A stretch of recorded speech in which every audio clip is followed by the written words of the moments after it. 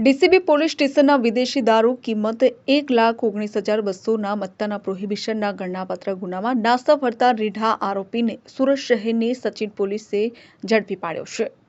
Police sub inspector ND Damor નાઓના માર્ગદર્શન હેઠળ સર્વેલન્સ સ્ટાફના માણસો સાથે પોલીસ સ્ટેશન વિસ્તારમાં પેટ્રોલિંગમાં હતા. તે દરમિયાન અહેકો ઇન્દ્રજીતસિંહ અમરસંગ વનાર તથા અપોકો દશરથભાઈ માવજી નાઓની સંયુક્ત બાતમીના સચિન કપલેથા ચેકપોસ્ટ ઉપરથી એક ઇસમ નામે અઝીમુદ્દીન ઉર્ફે બચુ એસો નિઝામુદ્દીન હાફેજ ઉમર વર્ષ 40 ધંધો દલાલી તથા દારૂની હેરાફેરી કરતો હોવાથી તેને પ્રોહિબિશનના ગુનામાં નાસ્તા ફરતા હોવાની કબૂલાત કરતા હોય જે બાબતે ડીસીબી પોલીસ સ્ટેશન ખાતે રેકર્ડ ઉપર તપાસ કરાવતા ગત તારીખ 20/4/2024ના રોજ એક આરોપીને એક્સયુવી 4 વ્હીલ કાર તેમજ મોબાઈલ ફોન નંગ 1 તથા વિદેશી દારૂનો જથ્થો મળી કુલ 4,24,200ની મત્તાના મુદ્દામાલ સાથે પકડી પાડી આગળની કાર્યવાહી હાથ ધરી છે.